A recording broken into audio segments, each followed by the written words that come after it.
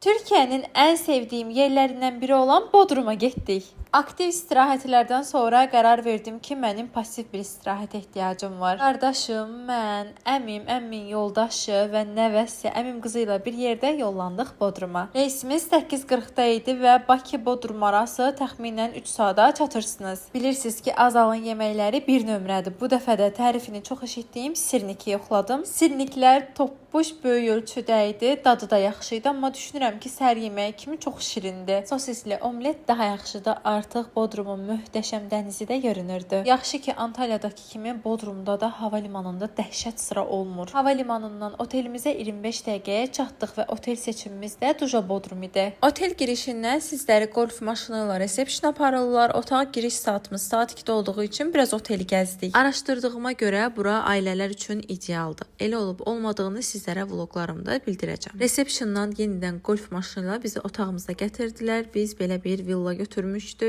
Bu da bizim otağımız. Bu tərəfdə biz idik, digər tərəfdə də əmimgilin otağı idi. Otaq qəşəng, işıqlı, sadə, sərgəli otaq idi. Ümumiyyətcə bu oteldə əksərən otaqların hamısı belə villalar şəklində olur. Otelin ərazisi də dəhşət böyükdür. Elə oteli gəz-gəz hər gün yeni bir yer kəşf edirsən. Bir tərəfdən də bizə idman olur. Nahar açıq bufetdən çatdıq, ancaq ilk gün olduğu üçün çox yeyə bilmədik. Ətraflı videolar növbəti vloqlarda.